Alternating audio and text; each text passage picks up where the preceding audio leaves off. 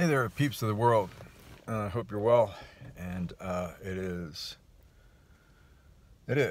February 21st, 2023, Tuesday. It's about a little after 2 in the afternoon, 2:30 in the afternoon. Let's see, it's a crazy weather day today. If you're a pilot, especially if you're a commercial pilot of any kind, that could be a private pilot or, whatever the category is for airline pilots. Today can be a challenge because the weather is kind of unpredictable. Some weather patterns can be unpredictable in how they manifest. And today, we have the sun shining straight through here. I don't know if you can see outside, but you can see that the sun is shining. But if you look up, you can see the clouds up there. And on the way over here, and I live maybe, I don't know, 5-10 minutes away. I'm gonna drop this window too,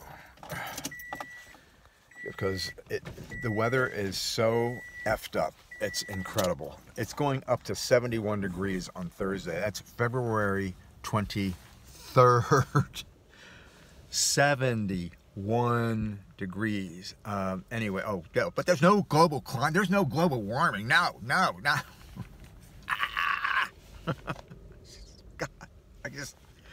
the ignorance of our species. It's amazing we made any progress at all. I imagine, like when the horseless carriage came along, the first vestiges of the car industry. People were saying, "Oh no, I'd much rather have my horse. I want my horse. I don't want to drive that thing. Look at that thing. That could break down. My horse isn't going to break down."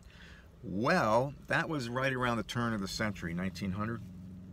Here comes this guy. Who the hell is this guy? Finance, what? Practical garden. All right, I don't know. Some business van just pulled up next to me. There is no privacy in this world anymore. I'm 100% convinced. What the fuck are you looking at, man? The guy just pulled up next to me and is like marking me or something. I get marked every time I walk around where I live too. That's another subject. So on a day like today, if you're flying, man, you have to have a way or a means of updating the weather where you are and where you're going. And that's, I'm going to say, like every 5 or 10 minutes on a day like today, because it went from like dark, really dark cloud, overcast, and some rain to like this, where the sun is coming through and there's scattered clouds almost to ceiling, not quite, I don't think, pretty close to a ceiling, but like I don't know if you can see in the distance here. I'm going to try to show you this. Let's see if I can get this window down all the way. But so, like, let's take a look at these cloud formations here, if I can. Right, so see, like the ones that are close,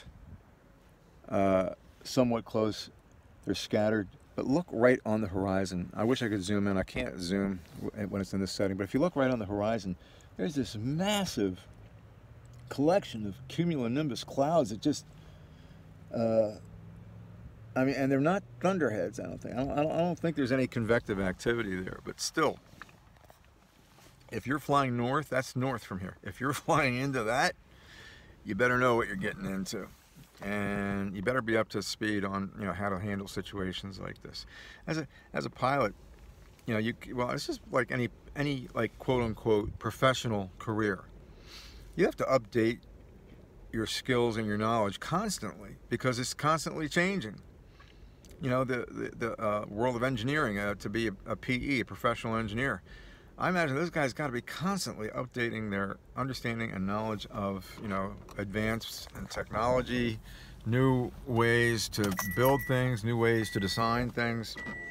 They had to make a transition not too long ago from pencil and paper to computer graphics, and now they can design an airplane in the computer without ever putting a prototype together. And they do prototypes. They're gonna, that word prototype is slashed around a little bit, But So today I wanted to talk a little bit about my mental situation. Not that that's like a topic of ultimate fascination, but I'm learning pretty quickly that a lot of people suffer from what I'm going through. And that's like, I think it happens more to elderly people over their 50s. Where you got something from your past that's really dogging you, you know, and you can't shake it. People always say, well, you have to get by that and you have to live in the present. I am. I am doing that as much as I can live in the present, but, you know, your mind and your emotions can just overpower you and decide what you're going to think about at this given time. Anyway, so I'm combing through. I did a video on this, and I posted it briefly on YouTube. I mean, it's so hot here. You can't believe it's February, and it's like starting to greenhouse heat up inside of my car, and it's February. Crap!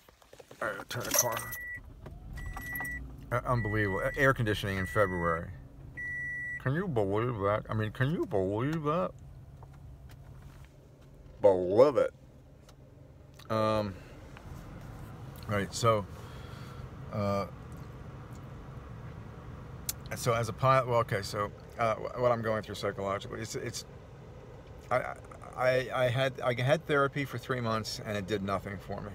I mean, I figured out some things to do myself, but my therapist didn't have any ideas. All he did was sit there and say, well, oh, that's interesting. How do you feel about it? Oh, that's interesting. How do you feel about it? He never, well, he did. I'm sorry. I'm being too critical. You know, one thing also, when you get into this frame of mind, you get to be a hopeless cynic and very pessimistic. He did come up with a number of things. He encouraged me to get, you know, involved, and I am involved with the choir, although I'm not sure I'm going to stay there, frankly. I've got health problems, and you know, I want to do some things. I was hoping to travel, but the market took it all away from me last year, and that's my fault. I didn't do a good enough job with risk management. If you're an investor, and it's a great way to go. I mean, I would have done just about anything than what I did, which was photography. It was the wrong career choice. Although, boy, I had some great successes too. You know, so I'm bitter. You always want more, I suppose. So as an investor, and probably this is a good lesson for life overall, is risk management. Okay, so the two things I'm going to talk about now are risk management and Friedrich Nietzsche, the German philosopher, which I'm just discovering now. I had to read a little bit about it in high school, about him in high school and college. But risk management and Friedrich Wilhelm Nietzsche. Risk management. I'll just give you an example. I'm going to use arbitrary numbers. These are not the actual numbers, okay? But let's say you're an investor and you have, right now, let's say you have 1,000 shares of Tesla. Well, that's $200,000 because it's going for $200 a share. It was going for $400 a share, and I had a decent amount of it then. And my way of managing risk was to watch it go down, and then realizing I didn't have enough cash in my portfolio, so I cashed out like 110, 120 shares of Tesla, and that put cash in there. But then I put in a limit buy order. I sold it at $267 a share. That was not everything I owned, but I needed to have cash in my portfolio. Number one, that's the number one mitigating thing you can do for risk management, is to have cash. Yeah, and you really never should go below 25 or 30% cash unless, and this just happened recently, unless the market goes down irrationally, where there's no reason for it. People are just scared out of their minds and out of their wits, and they just want cash, and they sell whatever they have. Boy, that's the time to buy. That's where the guys like Peter Lynch, was it? The guy from Fidelity? I think his last name was Lynch. I think his first name was Peter. Very famous investor.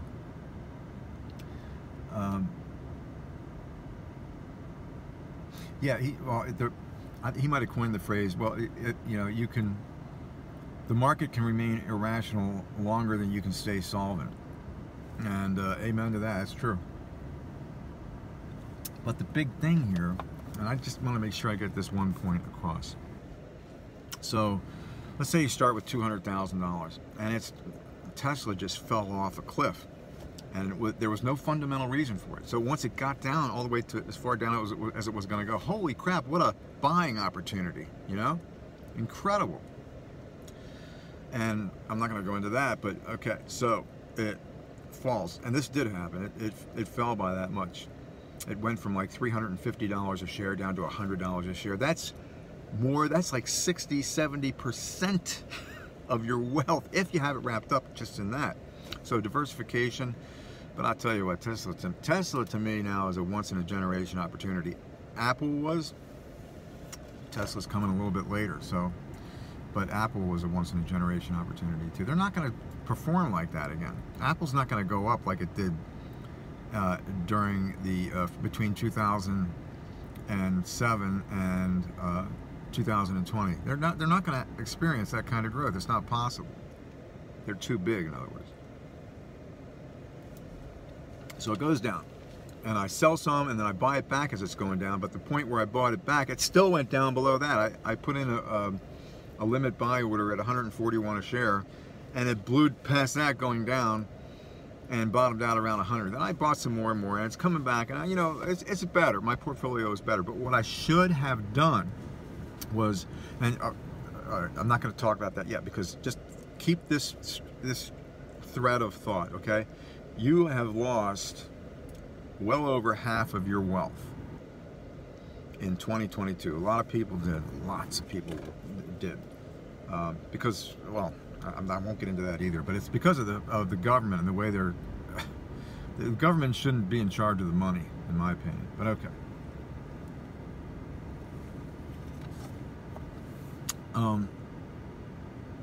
So you've lost over half.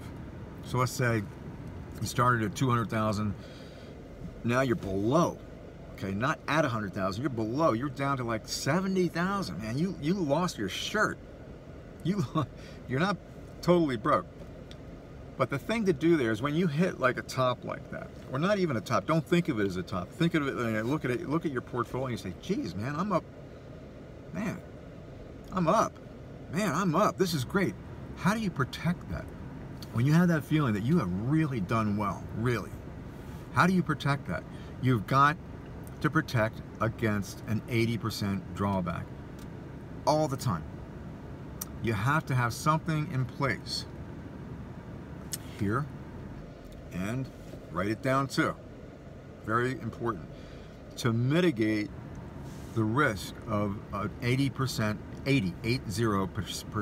drawback. And how do you do that? There's several ways to do it. Cash. The only thing the problem I have with that is you go to cash and then it continues to go up, you're going to miss out. You don't want to miss out. But I should have seen this last year because it was the 4th year in a cycle, and that's trouble. And then the whole thing with Elon and the Twitter and the war in the Ukraine, and there was something else. Anyway, there's just, you know, people are scared out of their mind, and the mainstream media loves to do that to people too. This is going wrong, everything's going to hell in a handbag. It did not go to hell in a handbag. We're fine. Everybody was screaming about a recession by now. We don't have one. There could still be one coming in 2023, but we don't have one yet, that's for sure. So what do you do? Okay, number one, you can go to cash. But then you're glued to the screen and you're thinking, oh, I should get back in, I should get back in. What I'm going to do, I'm going to tell you, well, there's two other things you can do. You can buy options, puts, and you could short sell.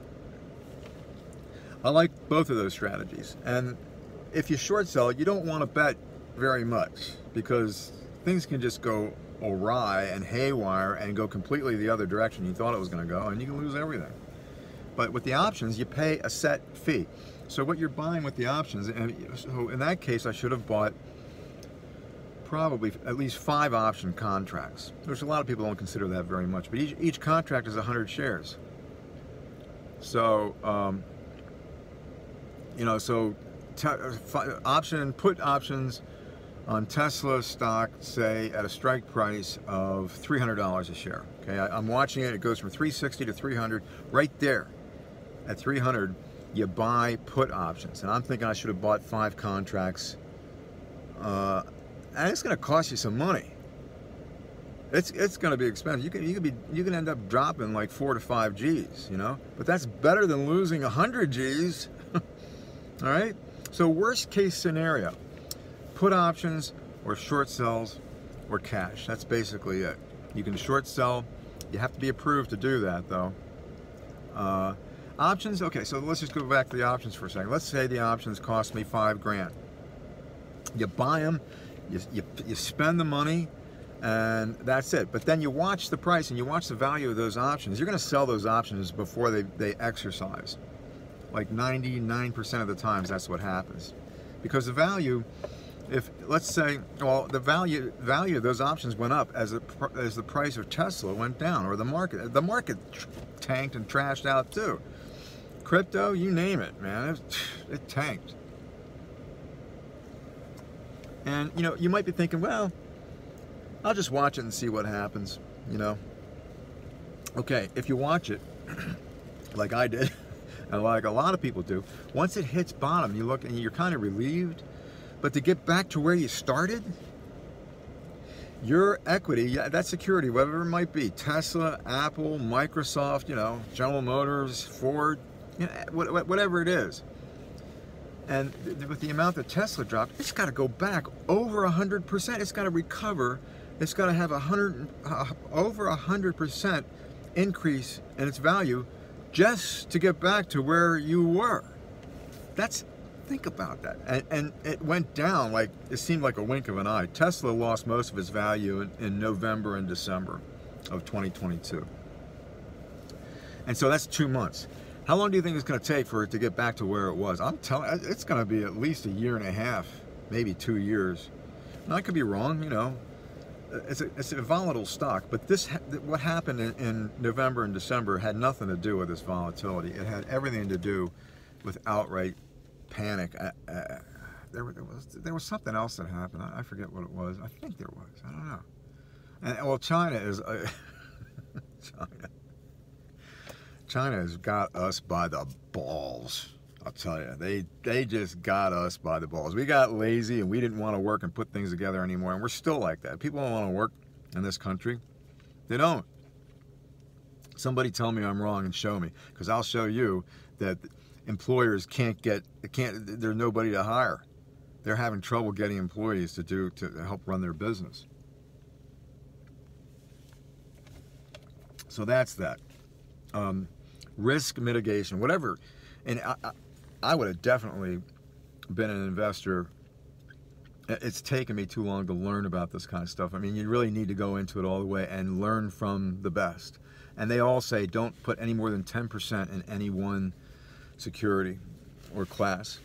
And I agree with that most of the time. But right now, it's my opinion that Tesla is an unusually good opportunity, unusually lucrative opportunity. I could be wrong, but man, they are just amazing what they're doing. Okay, and oh,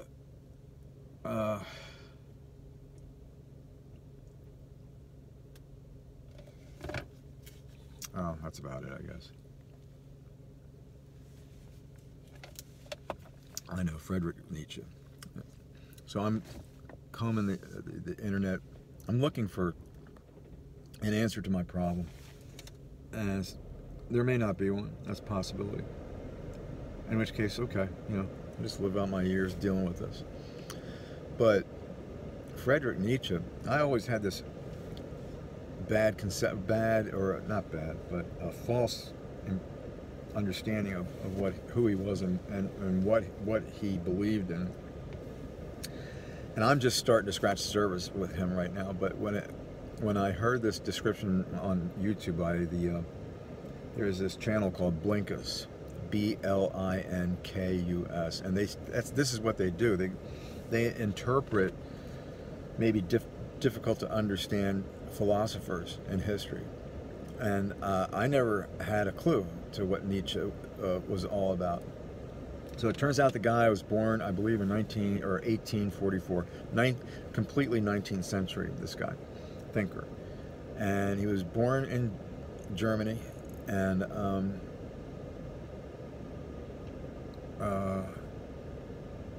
when he came to the age of reason, for him, which was probably around 14, 15, 16, 17, you know, in that bracket right there, where you really start questioning everything that people have been trying to pound into your brain, and you start questioning, okay, is this real? He went off, well, he was in academia. He was the youngest chairman of some division in a very prestigious college in Germany at 24 years old. But from there, he went off on his own to write, and I just couldn't believe it when I found out that nobody liked his writings. When he was alive, nobody read anything by him. He was unsuccessful, really struggling, had a very difficult life, very difficult. Later in the 1900s, I think he contracts syphilis, but he was disowned. Was it him or Espinosa? I'm looking into Espinosa too.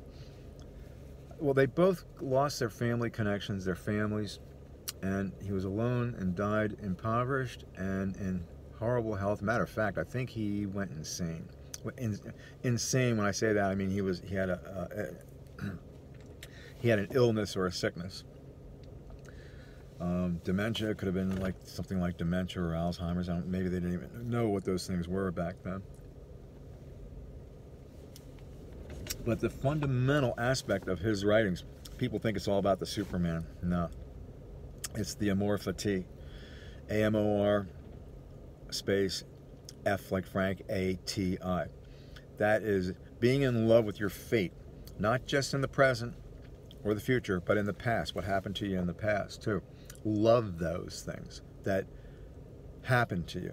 All the bad things that happened to you, all the suffering, all of the pain that you have endured, and that's pretty brutal. And I know in my case, there's several things that happened to me I could never embrace or love, and I say never, but I want to read more about he reaches that conclusion, and I had no idea how I don't want to use the word popular, but how widely read and known this guy is. And you know, when he died, nobody was reading him.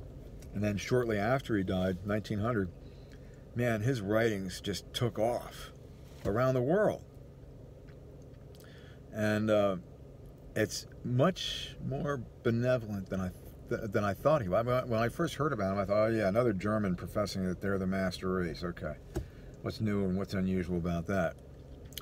But that wasn't Nietzsche at all. Apparently, this guy was much deeper and understanding of the human condition and human nature than anybody ever gave him credit for. And I believe I know why his writings are so successful, because it's just like I want to know more about him now.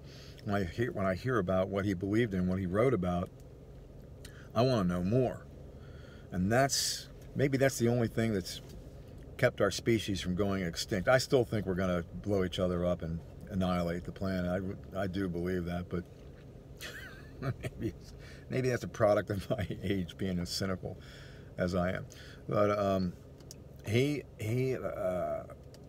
wow, man, when he presents a concept, a thoughtful, thought-out concept, you can tell that he's got a tremendous way to support it and